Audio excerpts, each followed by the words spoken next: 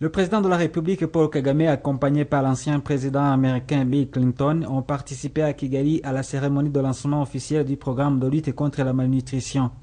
Ce programme est le fruit du partenariat entre le gouvernement rwandais, l'initiative de Bill Clinton baptisée Clinton Health Access Initiative, ainsi que le programme alimentaire mondial.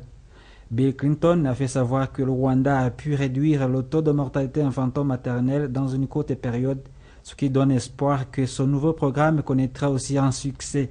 Il a expliqué que la malnutrition est à l'origine de la mort des enfants avant l'âge de 5 ans. Cette initiative aidera aussi à renforcer les capacités du personnel médical et mettra un accent particulier sur la sensibilisation à l'allaitement maternel de 6 mois, a précisé Bill Clinton. Pour le président rwandais Paul Kagame, ce programme vient à point nommé car la malnutrition est inacceptable au Rwanda et ailleurs dans le monde. Il a rassuré que le Rwanda fera tout son possible pour que la matière première nécessaire pour l'usine de production des aliments des enfants soit disponible en grande quantité et en bonne qualité. Le ministre de l'Agriculture, Dr Agnès Kalibata, a annoncé que l'usine de production des produits alimentaires des enfants sera installée dans la province de l'Est et il a appelé les agriculteurs à beaucoup travailler pour approvisionner ce marché. En effet, la représentante du PAM dans la région d'Afrique centrale et de l'Est, Valérie Guarnieri, a promis que tous les produits qui seront utilisés par cette usine agroalimentaire seront achetés au Rwanda. Signalons en fait de compte que cette initiative vient s'ajouter à d'autres programmes du gouvernement rwandais, tels que celui d'une vache par famille, des jardins potagers et de la distribution du lait aux enfants pendant qu'ils sont à l'école, pour ne citer que cela.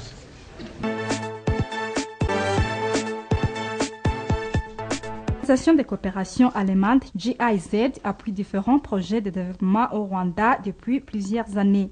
Le Premier ministre, Dr Pierre Damien Habumuremyi et Mme Ulrike Maena sont revenus sur cette coopération qui concerne notamment les projets d'électrification des milieux ruraux au moyen de l'énergie solaire. Le chargé de planification à l'organisation GIZ, Benjamin Atiga, a fait savoir que cette organisation élargit cette campagne en construisant des petites centrales hydroélectriques pour la population habitant tout près des rivières. Ce programme que nous allons lancer va se consacrer à l'électrification des régions différentes. Au départ, nous visons des projets. Le premier concerne l'utilisation de l'énergie solaire dans les milieux ruraux qui ne sont pas connectés au réseau de WhatsApp. Dans la suite, de petites centrales seront érigées pour les populations avoisinant les rivières. Emma Françoise Isumbingabo, secrétaire d'État chargée de l'énergie au ministère des Infrastructures, a rassuré que tout est en place pour que ces projets soient lancés. Outre ces projets relatifs à l'énergie, GIZ compte appuyer le secteur éducatif dans le pays, en particulier l'enseignement technique, où les enseignants bénéficieront également des formations.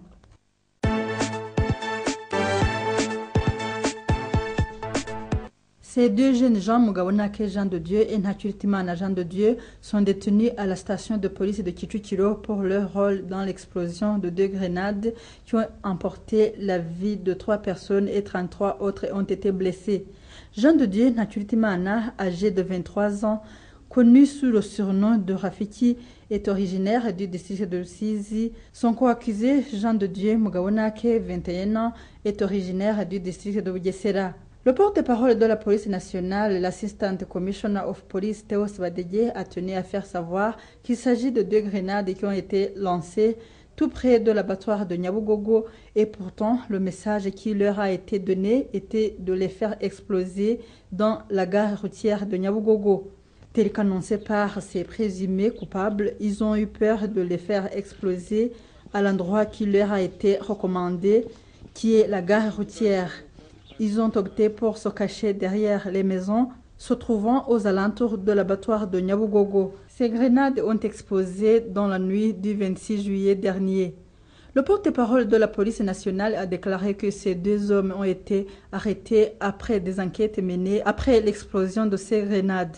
Pour Théo Svadeye, il s'agit du FDLR qui est l'auteur de ces actes. Depuis que le colonel Bizimana, surnommé Matovu, a donné la mission à ces deux jeunes gens au mois de janvier de venir au Rwanda en tant que civils et qui ont été rapatriés par le HCR, il leur a envoyé des grenades qui ont été transportées par le caporal Emmanuel Mugwenderi. C'était au mois de mars.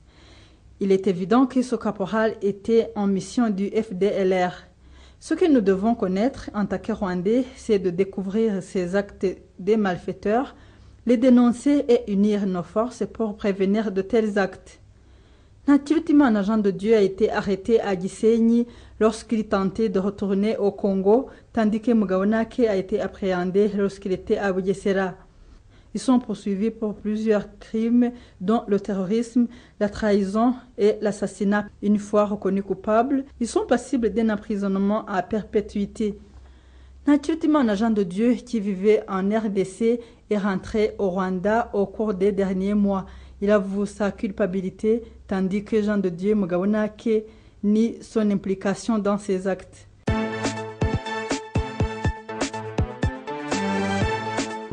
La marque de la gravité de l'acte. Dans ses mains, les pièces à conviction. Cet ancien agent des forces de l'ordre, poursuivi pour délit de braconnage dans une zone protégée, doit désormais répondre de ses actes. Pour sa défense, l'homme ne manque pas d'arguments. Ma plantation est dévastée. Comment on appelle les agents de parc qui sont allés faire le constat, ils ont vu là où j'ai tué l'éléphant. J'ai fait un piège. Je dis bien, j'ai fait un piège. Ce n'était pas pour un plaisir. C'est dans la colère, je plante, les éléphants viennent brouter. Ça fait depuis 2010. Mais alors, les gens, quand nous plantons, nous venons, nous acheminons cette nourriture ici à Libreville pour que nos frères payent la nourriture. Maintenant, vous défendez les éléphants, d'accord. Mais quand est-ce que vous allez défendre les causes de nous, les planteurs? L'argument paraît béton. Mais l'agriculteur reconverti qui veillait jalousement sur ses défenses d'ivoire depuis son acte en juin, avait oublié de se signaler auprès des autorités compétentes. Un acte contraire à la loi. Il a abattu déjà une espèce intégralement protégée dans une zone tampon du parc où les activités anthropiques ne doivent pas nuire à l'intégrité du parc national. Et en dehors de cela, la grande chasse est fermée au Gabon.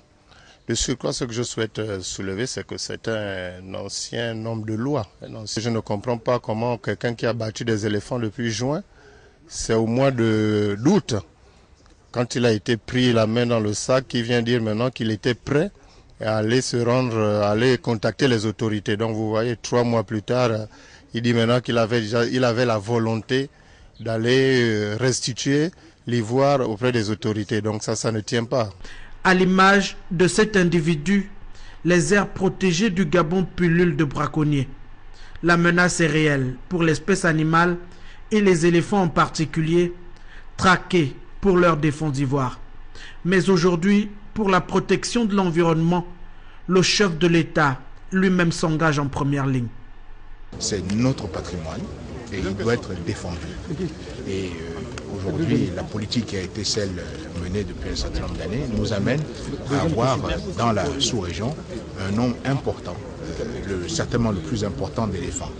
Et cet acquis, malheureusement, va nous amener beaucoup de braconniers. Et voilà la raison pour laquelle nous avons décidé de renforcer les capacités de l'Agence des parcs nationaux en créant une brigade spécialisée pour cela. Il est clair que si nous ne faisions pas attention, nous aurions terminé un jour à ce que nous soyons obligés d'aller à l'étranger dans des zoos pour voir des animaux qui viennent de chez nous. Depuis l'année 2004, 11 000 éléphants ont été abattus dans le parc national de Mikebe.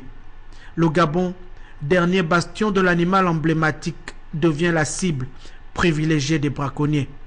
Pourtant, la chasse, la capture, la détention, le transport et la commercialisation des espèces intégralement protégées sont interdits. Selon la loi, les infractions vis-à-vis de ces espèces sont punies de 3 à 6 mois de prison avec des amendes de 100 000 à 1 million de francs CFA. Au grand mot désormais, il faut de grands remèdes. Il en faut bien plus pour dissuader les malfrats les trafiquants d'ivoire et freiner le massacre des éléphants.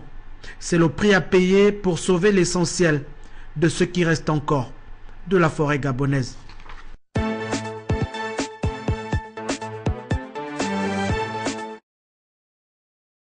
De Libreville et le gouvernement sont les initiateurs de cette opération de salubrité publique. Sur cette plage, des centaines de volontaires s'activent. Tous sont venus rendre à Libreville son image des beaux jours. Nous sommes ici à la plage face au lycée national Léon Bas pour valider le programme que nous avons conçu avec le partenaire principal et l'initiateur qui est Sobraga. Pour aller plus loin dans cette opération dite plage propre, la pose de ces poubelles s'imposait. Ce que vous venez de faire, vous venez de prouver à toutes les personnes qui n'ont pas participé que c'est possible de s'unir pour rendre notre ville propre. C'est possible d'avoir un moment pour que notre environnement soit plus sain. Je ne peux que vous remercier et vous donner rendez-vous pour d'autres types d'événements de ce genre. Opération appréciée à juste titre par les passants, les baigneurs et autres personnes présentes sur les lieux.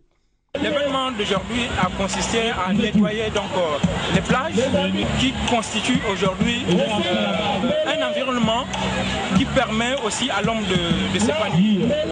Sur nos plages, les vacances s'annoncent ensoleillées et saines.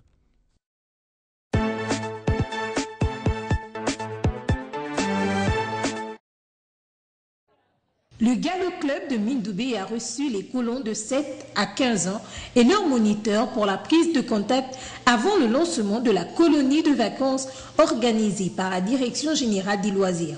Cette organisation répond à un pas de la politique du gouvernement, celle qui consiste à faire un peu de partage. C'est notre façon à nous de repartir un peu les retombées sociétales auprès de ces enfants. Le programme est alléchant. Les activités retenues contribueront à l'épanouissement des jeunes. Et à l'heure de la mondialisation, l'anglais a été choisi parmi les occupations. Le concept que nous développons, c'est qu'aujourd'hui, il faut que nos enfants soient de plus en plus bilingues. Avec le contexte de la mondialisation, il faut être bilingue pour ne pas être l'inculte du troisième millénaire. Aujourd'hui, lorsque vous n'avez qu'une seule langue à maîtriser, vous êtes impotent. Nous sortons des carcans pédagogiques pour entrer dans celui que nous pouvons appeler enseignement ludique, l'apprentissage par le jeu. Au contact de la nature, dans un espace protégé, ensemble pour 26 jours, les enfants ont le même objectif. Je suis venue m'amuser, bien apprendre aussi à nager au foot, au tennis. Et j'aime l'endroit où nous sommes. Pendant une colonie de vacances, moi je vais m'amuser et jouer avec les autres et apprendre l'anglais parce que je connais encore trop l'anglais. Dans cette colonie de vacances, je vais jouer à avoir des amis. Pour les moniteurs et organisateurs, pas de panique. Tout est organisé selon les activités que nous aurons à faire. C'est en fonction de ça que nous avons géré tous les groupes que nous avons à notre disposition. Les premiers contacts ont été faits et puis ça promet.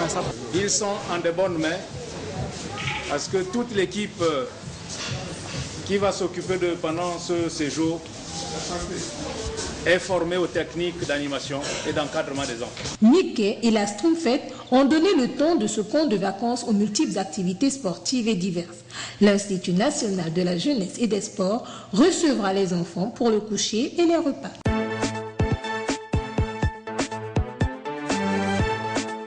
Cette cérémonie a connu 3 temps forts.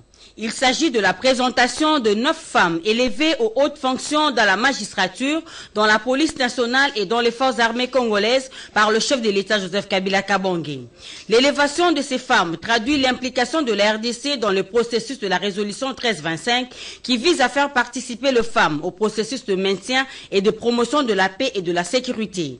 À cette occasion, le vice-premier ministre en charge de la défense et ancien combattant, représentant du premier ministre Alexandre Loubata, Katambo a procédé à la remise de diplômes de mérite à ces heureuses promues. Le deuxième temps fort a été marqué par la mobilisation des acteurs concernés par le désarrêté ministériel portant création, organisation et fonctionnement du comité de pilotage national, provincial et local du plan d'action national de la résolution 1325. Cette résolution demeure une des priorités et ouvre l'accès aux femmes à jouer leur rôle dans la prévention et les règlements de conflits et dans la consolidation de la paix. Et enfin, c'était la restitution de la réunion régionale de femmes sur la paix, la sécurité et le développement dans la région de Grand Lac, tenue en juillet dernier à Bujumbura. La ministre du Genre, de la Famille et de l'Enfant, Geneviève Virangosi Kasongo, a remercié tous les acteurs impliqués dans la reconnaissance des droits de la femme, notamment les bureaux genre de la MONUSCO et les agences du système des Nations Unies.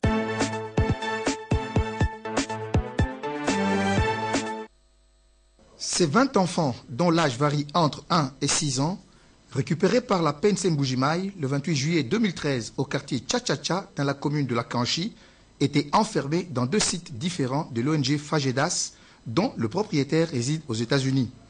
Selon le commissaire divisionnaire de la PNC Mbujimaï, Patience Mouchidiav, ces éléments ont mis la main sur Loulou Ajaki, une fille de 16 ans, après qu'elle lui ait enlevé 2 enfants, avec la complicité de Mme Adèle Moadi pour le compte de l'ONG Fajedas. Sur les 12 filles et 8 garçons victimes de ce trafic ignoble, quelques familles ont identifié leurs enfants. L'un enlevé le 6 janvier 2013 et l'autre le 28 juillet de la même année.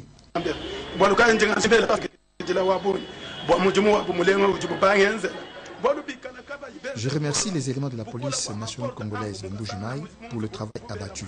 Seul, je ne pouvais rien. J'ai retrouvé mon enfant avec d'autres enfants. Dans cette affaire de trafic d'enfants, plus de 10 personnes sont déjà interpellées pour raison d'enquête. Déterminé à éradiquer le phénomène de trafic d'enfants, le patron de la PNC Mbujimaï a appelé tous les services de sécurité et la population de Bakwanga à une collaboration étroite. Pour le gouverneur de province, Alphonse Goïka-Sanji, qui a félicité les éléments de la PNC Mbujimaï pour avoir démantelé ce réseau, tous les complices doivent être arrêtés et traduits devant la justice pour répondre de leurs actes.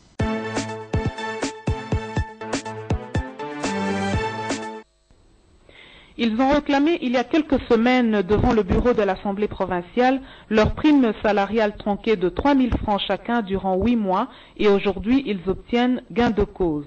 Il s'agit des administratifs et professionnels de santé du Kassa occidental qui viennent de recevoir des mains du vice-président de l'Assemblée provinciale Daniel Mbaye Bakatouila un listing actualisé de leurs primes. Cela après plusieurs démarches menées par le bureau de l'Assemblée provinciale conduite par Omer Mijimbu Chakalao, président de l'organe délibérant.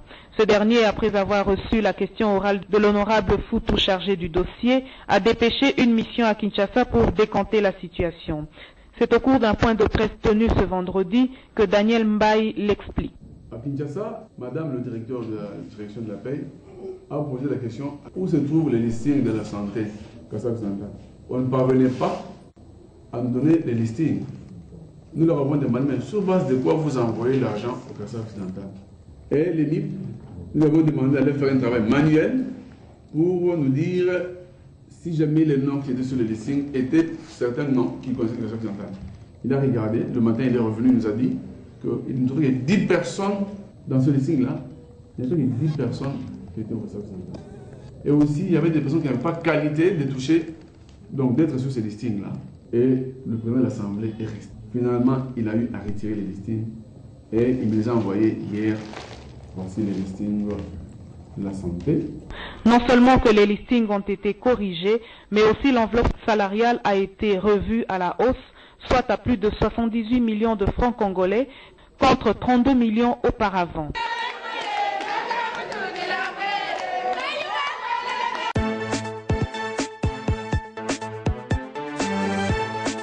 L'opération de déguerpissement des mendiants et vendeurs ambulants a effectivement démarré ce 5 août.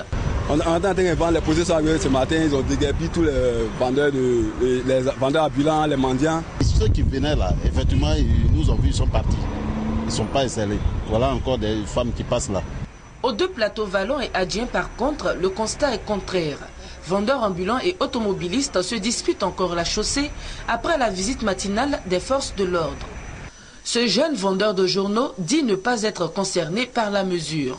Il y a un autre groupe qui est venu, ils avaient porté des tenues noires. Ils disent qu'eux ne sont pas au courant et que le gouvernement leur dit que les vendeurs de journaux ne sont pas concernés. Donc, ils veulent que nous on déguerpisse le Carrefour. Nous on chassé, on n'a même pas pu vendre. Tous nos clients sont partis. Les forces de l'ordre dépêchées sur les lieux pour la circonstance renvoient paître certains récalcitrants quand d'autres sont priés de déguerpir illico les carrefours. La police là venir, elle dit n'a qu'à pousser. S'il n'est pas poussé, là, tu vas venir à ramasser pour partir. À cause ça, c'est poussé. La phase répressive de l'opération a été partiellement observée à Cocody. Cependant, le ministère de l'Intérieur et le district d'Abidjan rassurent. Toutes les dispositions sont prises pour que la phase active porte ses fruits.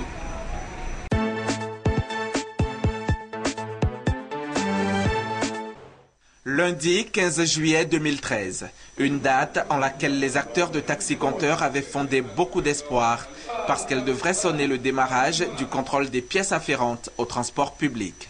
Une mesure censée mettre fin à la concurrence déloyale que livrent les taxis intercommunaux banalisés au premier cité. Après 3 semaines d'observation, c'est un sentiment de dépit qui habite le camp des taxi-compteurs. Nous avons saisi ce matin, de façon collégiale, par courrier évidemment, le chef de l'État, le président de la République Alassane Ouattara, à qui nous croyons de toutes nos forces qui peut régler ce problème en donnant assez de force à la décision de ses ministres pour que réellement ce problème-là puisse prendre fin. Pointés du doigt, les responsables des taxis banalisés regrettent la situation. Ce n'est pas le coût des pièces qui font que les acteurs ne s'engagent pas dans le circuit ou ne régularisent pas leur situation. Il n'y a pas eu de mesure d'accompagnement du protocole d'accord. Nous attendons simplement le courrier adressé à la SICTA pour faire les visites techniques des véhicules dits banalisés. Face à la rumeur d'un arrêt de travail qui serait envisagé, les syndicats des transporteurs de taxi-compteurs rassurent. Nous sommes des patriotes, nous ne voulons pas faire ralentir le pays. Pour le moment, il n'y a pas de grève. Nous sommes en train de nous consulter. Nous attendons la décision du président de la République. Ce courrier envoyé au plus haut sommet de l'État ramènerait-il l'ordre dans le secteur du transport en Côte d'Ivoire? Les jours qui viennent situeront l'opinion.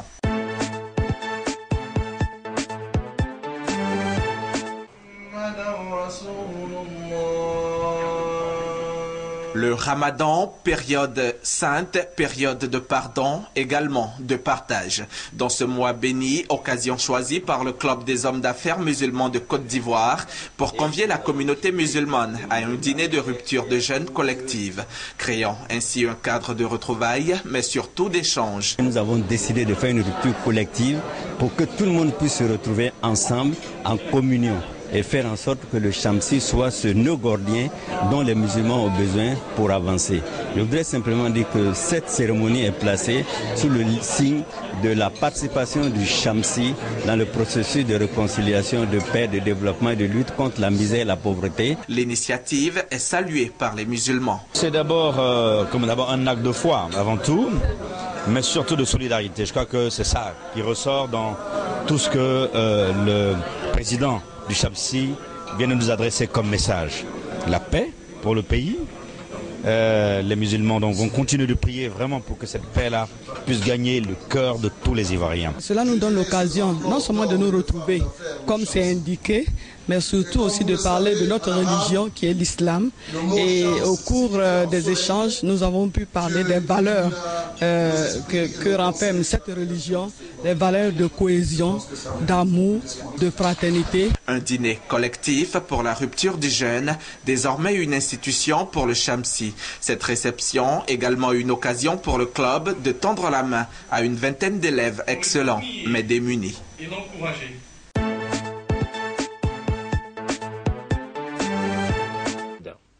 Ils étaient 203 chefs de village à répondre présent à l'appel du ministre de l'Intérieur sur les 250 que compte l'île de Ngazidja.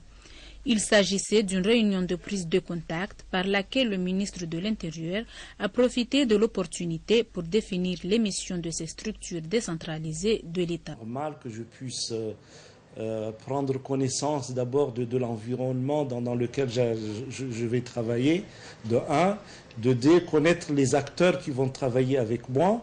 Donc bien évidemment, j'ai fait le tour du ministère, à savoir les services, les directions qui sont rattachées à mon ministère.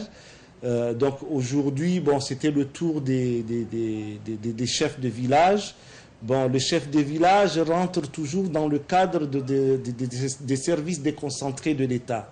Donc, c'est-à-dire que, bon, nous avons, après le ministre, bon, le préfet qui représente l'État dans la région et le chef de village qui représente l'État dans les villages ainsi que les quartiers, suivant l'agglomération dont il s'agit.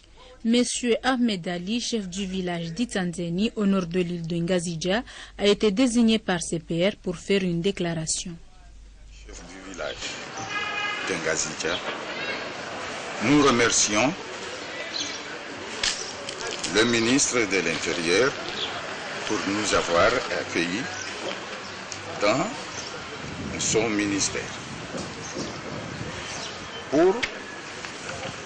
pour faire le point sur la mission et rôle du chef du village. Également, rôle du préfet, rôle de la police nationale, de la gendarmerie, pour le maintenir la paix et la sécurité de l'île.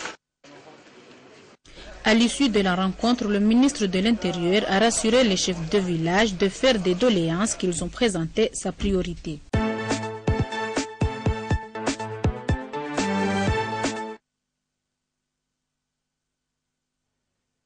C'est une aubaine pour le pays. Les supermarchés fleurissent progressivement aux Comores et les Jeuviens saluent de telles initiatives car ils évitent les tracasseries douanières et ils font des économies considérables en achetant sur place. Ce sont surtout les produits alimentaires qui sont les plus prisés et tout ce qui confère au confort des bébés. Là, les Jeuviens y trouvent leur compte. De tels investissements créent de l'emploi pour les jeunes. C'est une bonne chose. Quand j'ai demandé les prix, beaucoup disent là-bas que c'est cher. Mais en fait, si on regarde le prix qu'on achète là-bas et l'envoie, ça revient moins cher d'acheter ici et c'est plus pratique. Peut-être l'année prochaine, en arrivant ici, je ne vais rien amener parce que je ne vois pas pourquoi amener. Vous avez l'habitude de ramener quoi ici, par exemple? Un peu de tout. La nourriture? Tout. J'amène tout. Toutefois, ces investisseurs comoriens estiment qu'ils ne sont pas accompagnés dans leur élan de développer le pays. Ils auraient souhaité que des facilités leur soient accordées au niveau de la douane.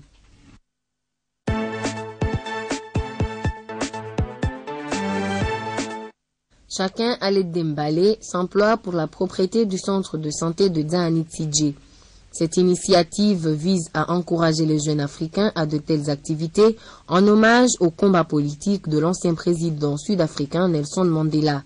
Après l'hôpital El Marouf, celui de Tidje a accueilli cette opération hôpital propre qui entre dans le cadre de la journée Mandela du 18 juillet dernier. Les responsables de l'ambassade de l'Afrique du Sud aux Comores ont remis à cette occasion les instruments nécessaires pour l'hygiène. Après cette opération de nettoyage du centre de santé de Tidje, les représentants de l'Afrique du Sud aux Comores ont eu droit à une visite guidée de ce centre de santé de Tidje.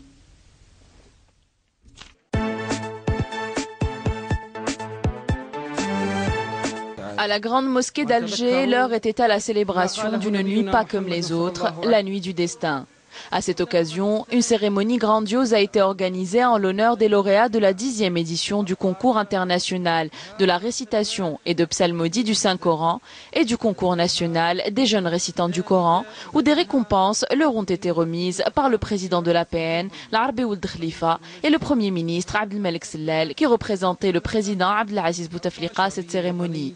Le concours international a connu la participation de 49 pays musulmans. Le premier prix a été remporté par Hajar Sabah d'Algérie, suivi de Abdelaziz El-Himiri du Qatar et Awad Abdelrahman Ayhab Hassan du Yémen. Quant à la première place du concours national dédié aux enfants de moins de 15 ans, elle est revenue au jeune Mustafa Choukri d'Alger, suivi de Sousen Bohli de Sétif et Moussa Harrik de Tamanrasset.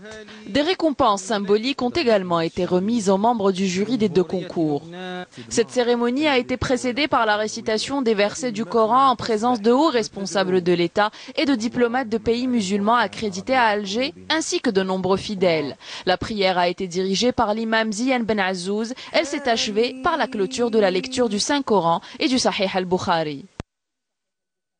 La nuit du destin ou Laylat al-Qadr est une nuit prestigieuse pour les membres de la communauté musulmane à travers le monde. Elle survient durant la dernière décade du mois de Ramadan. Elle représente l'acte fondateur de la mission du prophète Mohammed, car c'est durant cette nuit que le Coran lui a été révélé par l'ange Jibril. De nombreux fidèles l'accueillent par l'intensification de leurs actes religieux.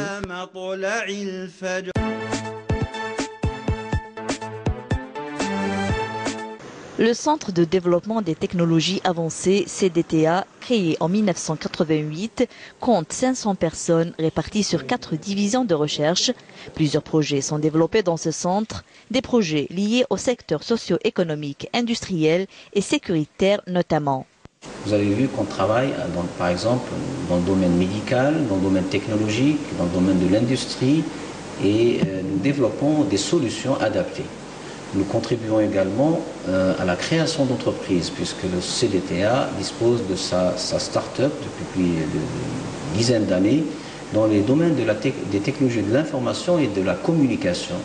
Et il s'apprête à lancer d'autres sociétés innovantes d'ici quelques années. Le personnel chercheur du CDTA est composé de 360 chercheurs et ingénieurs issus en majorité des universités algériennes. Là, nous avons devant nous donc un oscillateur laser, donc on s'appelle simple expression, qui a été entièrement conçu par nous. Le système marquage laser par fibre optique. Donc c'est un produit d'intégration à 100% algérienne où nous avons mis les compétences de notre centre. Renforcées ces dernières années par le retour de plus de 20 chercheurs algériens installés à l'étranger, les activités menées au niveau du CDTA sont multiples et diversifiées. En particulier, la recherche appliquée dans des domaines technologiques assez avancés. Le projet sur lequel on travaille s'intitule « Conception et implémentation de systèmes sur puce pour une application voix à travers l'Internet Protocol ». Il existe plusieurs solutions VoIP qui permettent de faire ces applications. C'est des solutions de PC à PC, de PC à téléphone, de téléphone à téléphone. Et nous nous sommes inspirés sur ces solutions-là pour réaliser notre propre plateforme VoIP. Nous travaillons sur un projet qui consiste en la réalisation d'une plateforme collaborative et mobile pour l'aide à la maintenance industrielle. L'idée, c'est d'aider le technicien à réparer une machine à distance. Le Centre de développement des technologies avancées travaille en outre en coopération avec plusieurs partenaires étrangers avec lesquels il développe notamment des projets dans le domaine de la recherche afin de rester en phase avec l'évolution et le progrès technologique que connaît le monde.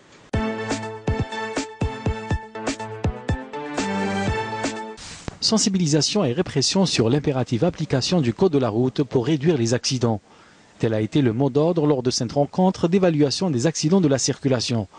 Une rencontre marquée par la présentation du bilan des accidents de la circulation par l'ensemble des services chargés de cette mission, la gendarmerie nationale, la sûreté nationale et la protection civile. Selon les statistiques du Centre national de prévention et de sécurité routière, il a été relevé au premier semestre de l'année en cours plus de 2000 morts et 32 000 blessés, dont 20 316 accidents de la circulation survenus dans le pays, soit une hausse de 0,70% du nombre de morts par rapport à la même période de 2012.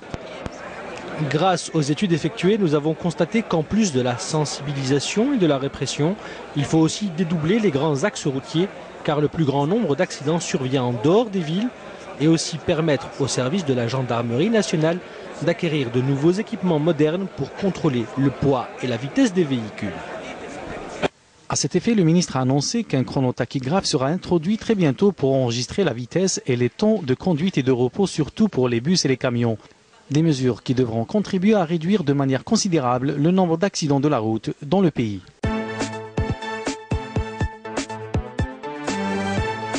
Je l'ai vu, j'ai pu Comme Diego Kaou en 1884, à la découverte de l'embouchure du fleuve Congo, quelques compatriotes congolais de passage dans les territoires de Kasongo, au Maniema, ont voulu découvrir les traces des typotypes. À l'instar de l'île de Gorée au Sénégal, la traite négrière est passée aussi par le Maniema où un certain typotype avait érigé son quartier général à Kasongo, territoire situé à quelques 230 km de Kindu. Un véritable site touristique qui pouvait générer des devises, mais hélas, Kasongo est classé aujourd'hui dans les oubliettes de l'histoire du pays. Selon l'histoire, on nous a dit que les esclaves étaient toujours les esclaves, ils n'avaient pas tout le temps à manger. Donc ce qu'ils pouvaient manger, ce sont quoi? Les noix de palmis. Et après, ils jetaient ça, et quand ils jetaient dans notre sol, le temps fertile, ça ne devait que pousser, n'est-ce pas? C'est difficile de découvrir le quartier général de la traite négrière à Kasongo. Il faut fouiller, parfois refouiller, avec bien sûr tous les risques que cela pouvait représenter dans une forêt. Finalement, il y a eu découverte de la place du marché où furent rassemblées les traites. À ce niveau, les plus aptes étaient choisis avant leur expédition vers les États-Unis en passant par les Zanzibar en Tanzanie. Ils voyaient partout où les esclaves venaient. C'est ainsi qu'avant d'arriver à la place où ils logeaient, parce que nous allons bientôt descendre, il fallait d'abord passer par là. On te voit si physiquement vous êtes fort pour faire le pied d'ici jusqu'à Zanzibar. Et là, maintenant, on vous sélectionne et après, on va vous enregistrer avant de partir. Maintenant, nous allons rentrer pour voir là où ils étaient en train de... Après la sélection, maintenant, de voir réellement, de connaître le nombre exact qu'il expédiait vers Zanzibar. Découverte également des compagnons de lutte de typotypes. Sur la liste, on pouvait facilement lire les noms de certains Congolais comme Sefou et Bouanajik. La liste n'est pas exhaustive. Mais pourquoi les archives de l'histoire du pays sont-elles méconnues du public? Cela interpelle plus d'un observateur. C'est un lieu qui devrait être vraiment l'objet d'une attraction touristique pour apprendre à nos enfants, aux autres qui viennent. Même les Américains noirs, ils peuvent passer par ici, voir. Nous pensons que grâce à ça, et j'espère bien que ceux qui nous suivent, ils vont prendre leurs responsabilités. Il y a des ministres du tourisme au niveau national, au niveau provincial. C'est l'occasion de réhabiliter. On cherche des devises, mais voilà une source de devises pour les pays, les autres. Mais en tant que directeur général de l'Office de route, nous pouvons nous mettre à la disposition d'un programme d'ouverture de cette route. Jusqu'ici, nous pouvons le faire. Donc, s'il y a un schéma qui se dégage au niveau de la province, même au niveau national, nous pouvons mettre des engins pour ouvrir cette route et mettre ça en état, que ça puisse être exploité pour les besoins de la cause. Le tourisme en soi, c'est une occasion de rentrer des devises pour les pays. Mais chez nous, on ne fait pas très attention. On fait plus attention à d'autres choses. Mais nous sommes passés, nous avons vu. Et très contente. La presse va aussi porter le message pour que les responsables puissent prendre leurs responsabilités afin de réhabiliter ce site et le mettre à la portée des touristes. Faut-il laisser le site de Kasongo rester avec le spectacle on ne peut plus désolant qu'il offre aujourd'hui? En tout cas, c'est aux décideurs d'en faire le choix.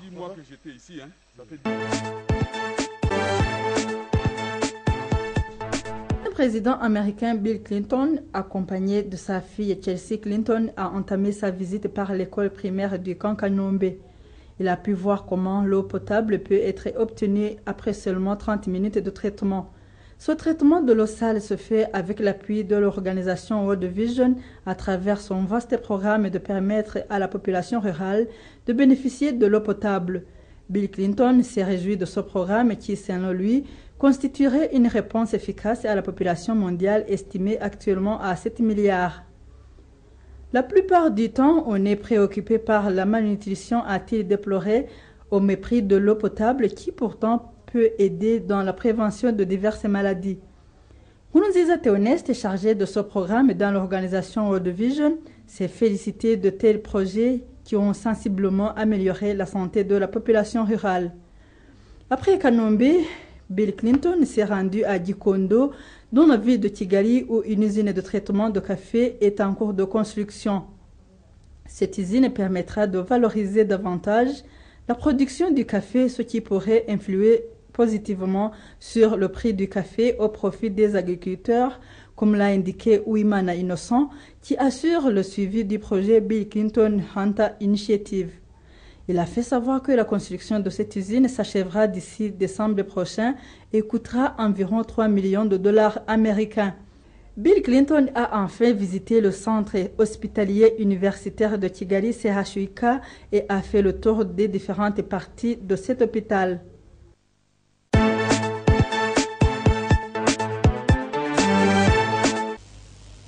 Loin d'être désagréables dans cette période de jeûne, les musulmans de la brique sourient aux visiteurs et préparent les festivités de la fin de Ramadan. La date de la fin de Ramadan n'est pas encore annoncée, mais la fin est proche, et cela se ressent dans le quartier de la briqueterie. Des vivres fraîches sont commandés, des moutons sont réservés par les particuliers. Du côté des commerces, c'est l'effervescence. Les bouchers vendeurs de viande fraîche notent une augmentation des ventes de la viande. Même s'ils avouent ne pas avoir pris des dispositions particulières car la date de fin de Ramadan n'a pas encore été annoncée, ils expliquent néanmoins qu'en besoin de surplus de viande, ils peuvent se ravitailler auprès des abattoirs. Au-delà de la nourriture, la fête de Ramadan se prépare aussi chez les tailleurs. En effet, selon la religion, tout le monde doit avoir un habit neuf pour la mosquée. La période avant la fin du Ramadan est donc une période d'intense activité chez les tailleurs d'habits. Les commandes débordent, les clients affluent. On peut dire que cette période, c'est la période où tout le monde doit porter les habits neufs. Ça, c'est le recommandant de notre prophète sallallahu alayhi wa sallam. Le jour de la fête, il faut que vous allez porter les habits neufs, même les noirs. Il faut que ça soit neuf. Les ménages ne sont pas en reste en ce qui concerne les préparations. En plus de faire le plein des vivres, ils doivent également conserver du mil, comme le veut la tradition religieuse. Ce mil sera destiné à nourrir les plus pauvres d'entre eux au lendemain de la fête. Le lendemain de la fête, là, il faut aussi pour les pauvres, on doit faire ce qu'on appelle le zakat, zakat al-fitr. Chaque personne doit faire enlever au moins, il ramasse le mil là, de sa main, 4 fois pour donner aux pauvres de lui seul. Et si vous êtes nombreux aussi dans la famille, vous allez faire les mêmes choses comme ça. Le Ramadan, qui dure depuis le 10 juillet dernier, devrait s'achever dans la semaine actuelle.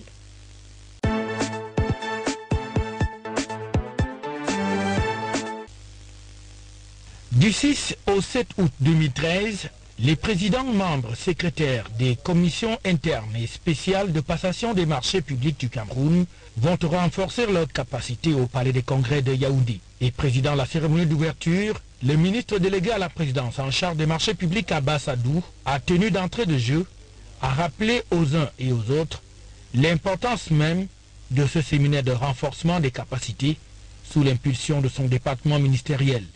Il s'agit de recenser au sein d'une même entité gouvernementale les activités jadis menées par une multitude de maîtres d'ouvrage et maîtres d'ouvrage délégués. C'est dans ce cadre que le resserrement du nombre de commissions de passation de marché ainsi que leur configuration sont intervenus afin que ces commissions soient moins lourdes et plus efficaces. Désormais, les commissions de passation de marché, organes d'appui technique placés auprès des autorités contractantes, se présentent ainsi qu'il suit.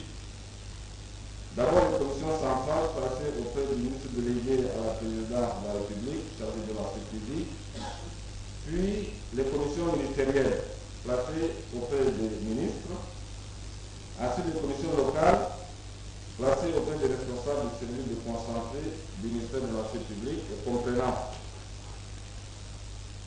des commissions régionales et des commissions départementales. Suivent ensuite les commissions internes créées auprès des établissements publics et des entreprises du secteur public et parapublic, ainsi que des collectivités territoriales décentralisées et enfin des commissions spéciales créées auprès de certains projets. Il est à noter que ce renforcement des capacités entre dans le cadre de la vaste réforme du secteur des marchés publics lancée depuis décembre 2011 par le président de la République à travers la création de tout un département ministériel en charge des marchés publics au Cameroun. L'objectif ici étant non seulement de permettre un secteur des marchés publics qui soit moins lourd et plus efficace, mais surtout débarrassé de la corruption sous toutes ses formes. C'est d'ailleurs pour cela que le ministre en charge des marchés publics a tenu à rappeler à tous les participants à cette formation l'importance de celui-ci, mais également leur dire toute la confiance qui est placée en eux pour permettre au Cameroun d'avoir un secteur des marchés publics qui soit conforme à la règle. Et pour ce faire, ils vont donc être édifiés sur la nouvelle architecture des marchés publics au Cameroun, mais également sur les voies et moyens de lutter contre la corruption qui a longtemps gangréné ce secteur, qui a été présenté par cet institut comme Transparency International comme étant l'un des plus corrompus au Cameroun. Et pour le ministre Abassadou, il est donc question de corriger le tir avec l'application sans faille de la tolérance zéro au marché public du Cameroun. Reste que les participants devront une fois rentrer sur le terrain, montrer qu'ils ont bien appris et surtout qu'ils ont véritablement renforcé leurs capacités.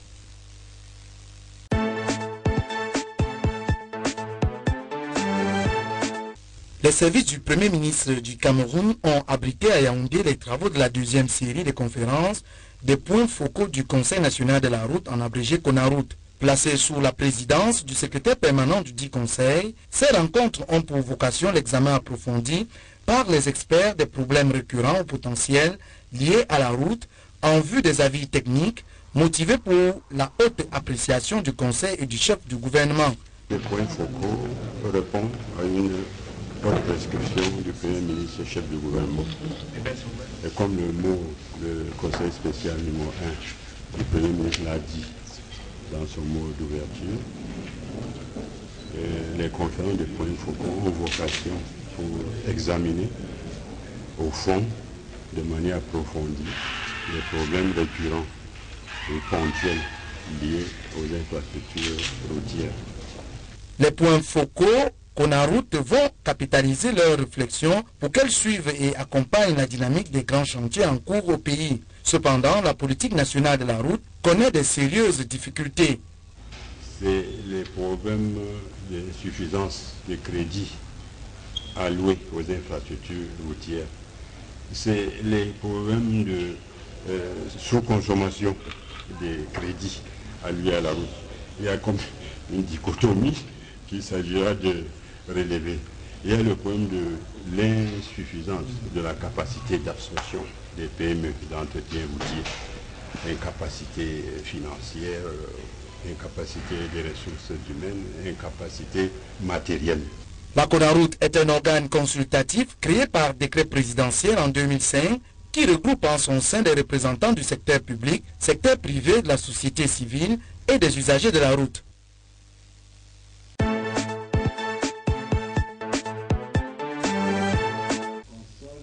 Le combat du gouvernement dans la lutte contre le sida et la prise en charge des personnes infectées se poursuit. Pour le renforcement de la disponibilité des antirétroviraux gratuits, les pouvoirs publics demandent toute rupture de stock. D'autant plus que le chef de l'État a décidé du déblocage des fonds, annoncé ici par le ministre de la Santé publique, André Mamafouda. Je suis heureux de vous annoncer que son Excellence M. Paul Biya, président de la République, chef de l'État, vient de décider du déblocage d'une somme supplémentaire de 5 milliards de francs CFA pour l'achat des antirétroviraux. C'est le premier volet de la bonne nouvelle, parce que cette nouvelle a deux grands volets. Le deuxième volet de la bonne nouvelle, ce sont les promesses fermes de certains partenaires majeurs pour l'acquisition toujours des antirétroviraux. Ces partenaires qui manifestent ainsi un soutien fort à la haute décision du chef de l'État de la gratuité des antirétroviraux. Ces promesses atteignent globalement la somme de 5,2 milliards de francs CFA. Le plan stratégique national 2011-2015 a pour objectif principal la réduction de la propagation de l'épidémie du VIH par la prévention, la prise en charge et le soutien aux personnes infectées. Le traitement antirétroviral est gratuit depuis 2007. Depuis cette période, beaucoup d'actions ont été menées pour l'amélioration de la file active. De 2007 à 2010, la mise sous traitement d'un patient était engagée quand le taux de CD4 du patient atteignait 200. depuis 2011. Cette directive a été revue par un relèvement du seuil de CD4 à 350. Ceci pour éviter un démarrage tardif au traitement. Cette décision du chef de l'État intervient au moment où le budget du ministère de la Santé sur ce domaine est resté stable à 6 milliards de francs entre 2011 et 2013. De plus, la contribution du Fonds mondial pour l'acquisition des ARV a régressé de 50 à 36% depuis 2012. Le ministre de la Santé publique encourage les séropositifs à se rendre dans un centre de santé pour une prise en charge gratuite par les ARV, tout comme l'utilisation correcte du préservatif pour les personnes sexuellement actives. Question d'avoir une génération sans sida à l'horizon 2035.